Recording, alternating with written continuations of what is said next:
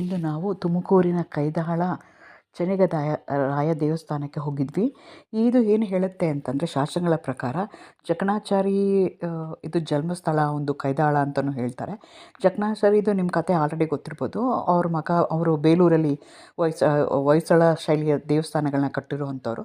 ಅವ್ರ ಮಗ ಏನು ಹೇಳ್ತಾನೆ ಅಂದರೆ, ಡಂಕಣಾಚಾರಿ ಅಂತ ಅವನೇನು ಮಾಡ್ತಾನೆ, ಒಂದು ಚೆನ್ನಗದಾಯ ದೇವರಲ್ಲಿ ದೇವರ ಮೂರ್ತಿನಲ್ಲಿ ಕಪ್ಪೆ ಇದೆ ಅಂತ ತೋರಿಸ್ತಾನೆ. ಆವಾಗ ತಂದೆ ಮತ್ತು ಮಗನಿಗೆ ಜಗಳ ಆಗುತ್ತೆ, ವಾಗ್ಯುದ್ಧ ಆಗುತ್ತೆ.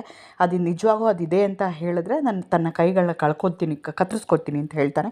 ಕೈನ ಕತ್ತರಿಸ್ಕೊಳ್ತಾನೆ. ಆಮೇಲೆ ಅದರ ಕಪ್ಪೆ ಇರೋದು ಪ್ರೂವ್ ಆಗುತ್ತೆ, ಕೈನ ಅವನು ಕತ್ತರಿಸ್ಕೊಳ್ತಾನೆ. ಅದಾದಮೇಲೆ ಏನು ಮಾಡ್ತಾನೆ, ಬೇಲೂರನ್ನ ಬಿಟ್ಟು ಅವನ ಜನ್ಮಸ್ಥಳ ಕೈದಾಳಕ್ಕೆ ಬರ್ತಾನೆ. ಅಲ್ಲಿ ಬಂದು ಅಲ್ಲೊಂದು ಚೆನ್ನಗದ ರಾಯನ ದೇವಸ್ಥಾನವನ್ನು ಕಟ್ತಾನೆ ಅಂತ ಹೇಳ್ತಾರೆ.